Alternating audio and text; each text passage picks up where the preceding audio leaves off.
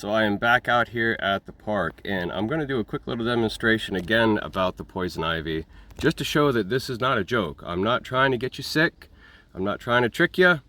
I am dead serious that it cannot touch your skin. It has to go red lips or internal. And you know what? I'm going to do a quick little demonstration of eating fresh sprig and like regular poison ivy and oxidized poison ivy and urushiol. I'm going to do it all. I'm showing this to show that somebody that is highly allergic to poison ivy can ingest it and eat it. I'm not getting outbreaks. I'm not getting outbreaks down there. I'm not getting outbreaks up here. And as far as I understand, my body is becoming more immune to this. And I'm going to do a video soon here rubbing poison ivy on me. And if you've ever had it, you can, it makes you, I'm sure like eating it makes you really nervous, but when you've done that over and over, you're fine. But I'm rambling, that's kind of my thing, you know, so we'll leave it at that.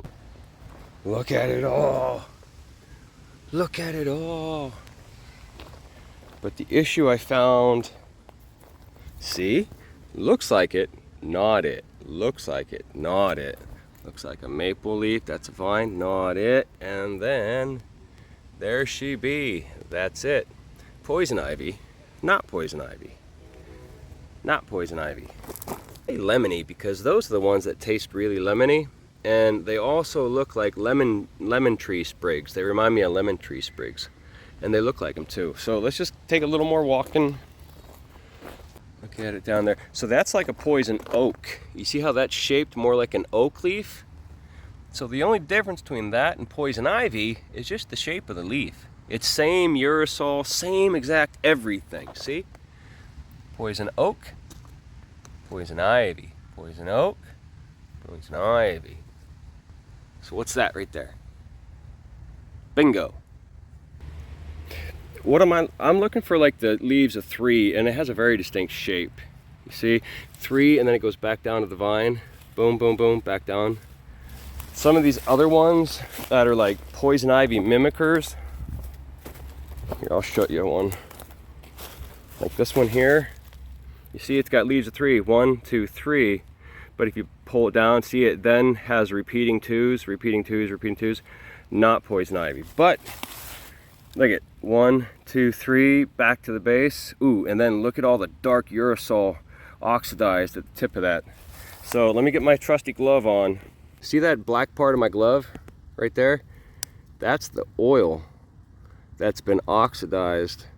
And oxidized is just a fancy word for out in the air. See that sap? That's the oil coming out. Let's get a little more back in there. There we go. Look at that sap coming out. You see the leaf here, the poison ivy leaf? That's the urushiol right there. Right there, see? It's like a sap. So we got that out. See, look at all that. See it all? Here, let's turn it around. There we go.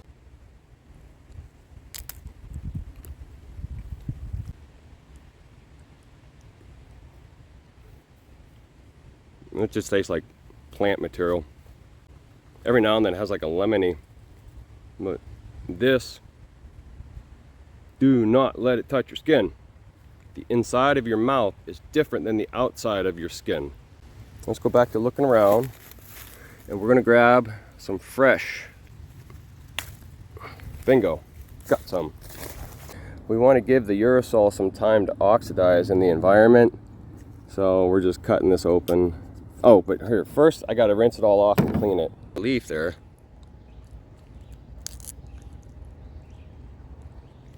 Probably don't need that much, right? How about a little smaller? Like that much. There we go. Another car coming. So we'll leave it at that. Let's look up. Here, what'd that just enter? See, there it is. Look at this thing. Wait till you see this thing. So this is contact dermatitis. You see why I'm saying this is like not a joke and this is very serious? Look what can happen when this gets on your skin. See, I've had, oh, you can't see what I'm pointing at. I've never had it that bad like that. I've had the blisters and all that like on the arm. See, look at all the look at that's just caked in the oil. Oh, there we go. Perfect example. Urushiol. Look at that thing. Look at. So you wonder why poison ivy gets into everything? Look at that. That's what that sap looks like. Giant, like, pricker right there. Giant needle. That gets into everything. That goes in everything. Anything skin, it's going in. So this isn't a joke. Like, I'm not making a trick out of this. This is actually going in my body, except it's going in my body in a digestive sense. And it's giving my internal mechanism the idea that this is not super toxic, it's not super dangerous, we don't have to go into super eosinophil reactive mode and give ourselves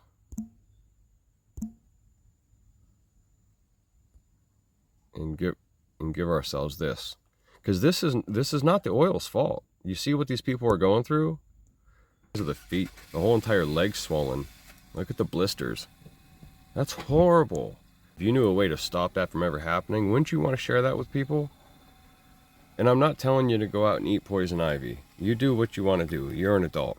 What I'm trying to tell you is that if you believe in immunizations and all these other flu vaccinations and all this other stuff, you're introducing a substance to your body so your body no longer has a reaction to it.